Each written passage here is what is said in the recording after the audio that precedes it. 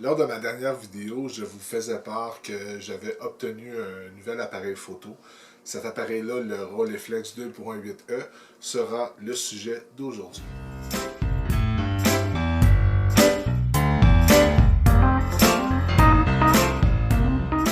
Alors bonjour tout le monde, mon nom est Gaëtan Cormier et bienvenue sur ce nouveau vlog. Aujourd'hui, ça va être un vlog relativement court, je ne vais pas m'éterniser. C'est un appareil photo que tout le monde connaît de par sa réputation. Bref, aujourd'hui, je vous parle du Rolleiflex 2.8e. Le Rolleiflex 2.8e que j'ai ici entre les mains, ça a été une trouvaille locale. J'ai eu la chance de mettre la main là-dessus pour un prix plus que correct.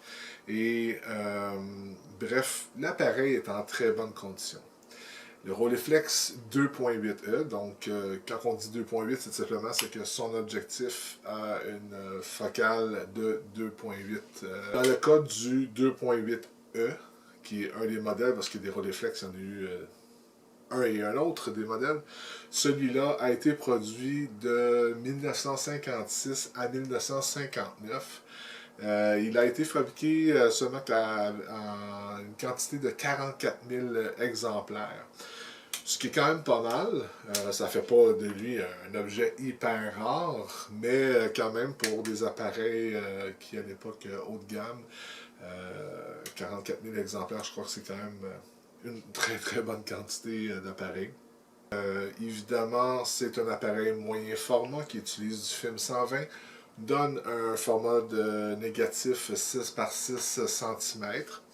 Et dans le cas de celui-là ici, malheureusement, le pose-mètre qui est intégré, on voit ici la cellule tout juste au-dessus, en dessous plutôt du nom Rolleiflex. Le pose-mètre ne semble pas fonctionner. C'est un moindre détail pour moi. J'ai deux cellules à main, j'ai un spotmètre et j'ai une cellule aussi à la main. Donc ça ne me dérange pas du tout de travailler de cette façon-là. Donc que le pose-mètre ne fonctionne pas, ça ne me dérange pas. Comme je vous mentionnais, c'est les optiques à f2.8 dans sa plus grande ouverture. C'est vraiment génial, très lumineux. Permet de passer de 2.8 à aller jusqu'à f22 au niveau du rapport focal. Et des temps de pause de 1 seconde aller jusqu'à une vitesse maximale de 1/500 de seconde. L'autre petit inconvénient de l'appareil, mais ça va se régler très prochainement, c'est que les vitesses lentes sont trop lentes. Donc de 1 seconde à 1 trentième, 1 soixantième de seconde, c'est un peu trop lent, mais au-delà de ça, donc de 1 soixantième aller à 1 500e de seconde, les vitesses semblent bonnes. Lors de ma dernière vidéo, vous avez vu des exemples de photos que j'ai fait, mon premier rouleau, et les photos sont vraiment nickel. Ils ont tous été pris à 1 125e de seconde, je crois. Donc, ça fonctionne numéro 1. Donc, pour ceux qui ne connaissent pas, mais le Rolleiflex, c'est un appareil bi-objectif. Donc, on a évidemment la visée ici sur le dessus. Pourquoi on a deux objectifs, justement? C'est que l'objectif du haut sert à faire le cadrage. Donc, quand on regarde dans l'appareil, on fait la mise au point. Le tout se fait avec cet objectif-là ici. Et l'objectif ici, plus bas, c'est l'objectif avec lequel on prend la photo. Donc, si on regarde l'intérieur de l'appareil, si j'ouvre l'appareil comme ça, on voit ici la chambre photo. Donc, on a notre négatif qui passe ici, notre film, et la photo se prend derrière ici. De toute façon, tantôt, je vais vous montrer comment on installe une pellicule à l'intérieur. Donc, voilà, ben, c'est très simple comme appareil. C'est des appareils qui sont très robustes. C'est des appareils qui sont faits en Allemagne. Donc, la qualité mécanique, malgré qu'il y a les deux petits pépins du pose-mètre et des vitesses lentes, le restant, tout l'aspect mécanique, la mise au point, c'est vraiment très doux. On sent la qualité de l'appareil quand on l'a dans les mains. Donc, ben voilà, en gros, c'est ça, c'est un Rolleiflex. Je ne vais pas m'éterniser, je ne vais pas faire une vidéo de 15 minutes juste à déblatérer sur ce que c'est un Rolleiflex. L'information, elle est accessible partout sur le web. Vous pouvez aller chercher de l'information sur Wikipédia, sur des sites photos spécialisés. Bref, c'est des appareils qui existent depuis longtemps et qui ont fait leur preuve. Donc voilà, ben, sans plus tarder, je vais tout simplement vous montrer comment on insère une pellicule à l'intérieur. Donc, autre petit truc intéressant par rapport au Rolleiflex, vous avez remarqué les capuchons qui sont devant les objectifs. C'est tout un système de baïonnettes, donc celui-là, ici, on peut le lever sans aucun problème. Donc là, on voit l'objectif principal de l'appareil photo, qui, soit dit en passant, est un 80 mm planar de Zeiss, évidemment f2.8.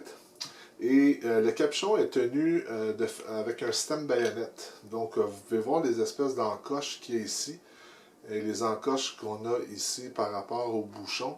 Donc, quand on installe le bouchon, on vient tout simplement l'insérer dans les encoches. Et là, il ne peut pas s'enlever. Et cette partie-là ici vient couvrir la partie objectif. Donc, ingénieux comme système. Il existe évidemment des filtres qu'on peut venir insérer dans ce système de baïonnette-là et aussi un pare-soleil, ce que je n'ai pas. Donc, comme je vous expliquais, c'est un objectif planar 80 mm f2.8.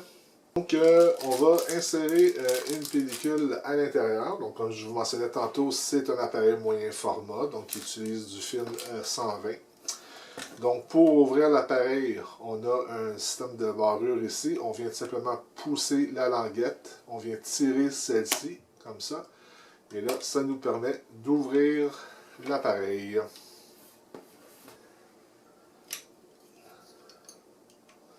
Donc, je prends la spire de mon ancien rouleau que je viens transférer en haut ici.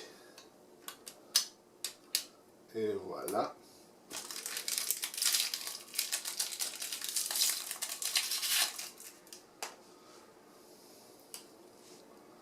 Donc, la pellicule que je vais utiliser est une Kodak Tri-X. Donc, on vient insérer la pellicule ici. Et voilà. Dans le cas du Rolleiflex, la plupart des bi-objectifs, des caméras bi-objectifs, vous allez voir deux rouleaux. Un rouleau ici, un rouleau ici. Le film passe devant. Dans le cas du Rolleiflex, on voit ici qu'il y a un autre rouleau. Il faut passer le film en dessous. Ce rouleau-là, ce qu'il fait en réalité, c'est que il tient compte de la pression du film. C'est grâce à ce rouleau-là que le compteur de pause va pouvoir avancer. Donc, vu que le papier et le film ont une certaine épaisseur, ça fait en sorte que ça enclenche le tout et que l'appareil peut compter à quelle pause il est rendu exactement. Et contrairement à bien d'autres appareils bi-objectifs, il n'y a pas de, à cause de ce système-là ici, il n'y a pas de point rouge où il faut venir aligner la flèche Start qu'on retrouve sur chacun des films. Vous voyez la flèche qui est ici? Normalement, sur un appareil bi-objectif, que ce soit un Yashica ou autre marque, habituellement, on a un petit point rouge à quelque part ici en haut. On doit venir aligner la flèche avec ces points rouges-là. Ce n'est pas le cas avec un Rolleiflex. Avec un Rolleiflex, dès qu'on voit la flèche ici, on arrête. On vient simplement fermer l'appareil comme ça ici. On la barre en place. On remet la languette ici. Et là, une fois c'est fait, je peux avancer mon film. Vous voyez, il y a un compteur ici. Donc, ce fameux troisième rouleau-là prend compte de la pression qui passe en dessous. L'épaisseur du film avec le papier de protection a une certaine épaisseur et ça va faire en sorte qu'on va pouvoir savoir à quel numéro de pause qu'on est rendu. Vous voyez ici, on est rendu à 1. Donc, je ramène mon levier ici pour pas qu'il soit dans les jambes et mon appareil est prêt à prendre une photo. Pour l'instant, je vais sécuriser le tout. Je ne veux pas appuyer sur le déclencheur par erreur. Donc, je vais tout simplement monter ça ici et ça fait en sorte que l'appareil est barré. Je ne peux pas prendre de photos par accident une fois que le levier est monté. Si vous me suivez sur les réseaux sociaux, ici sur YouTube, vous allez pouvoir voir prochainement les photos que j'aurai fait avec ce Tri-X400 dans mon Rolleiflex 2.8. Alors voilà, chers amis, écoutez, c'était une vidéo très simple aujourd'hui. En même temps, ça ne donne rien de s'éterniser sur un sujet qui est déjà connu et ainsi de suite. Donc, le Rolleiflex reste un appareil très populaire, emblématique. Donc, c'est très facile de trouver de l'information sur celui-ci. Et malgré tout, j'espère que vous avez apprécié cette vidéo. Donc, je vous dis à très bientôt, mais avant tout, n'hésitez pas de mettre un pouce vers le haut si vous avez aimé cette vidéo. Si vous avez des questions ou quoi que ce soit, posez-les dans les commentaires ci-dessous. Et si vous n'êtes pas inscrit encore à ma chaîne YouTube, inscrivez-vous et surtout cliquez sur la petite cloche afin d'être avisé des nouvelles vidéos qui seront disponibles ici sur ma chaîne. Donc d'ici là, je vous dis à très bientôt et surtout bonne photographie.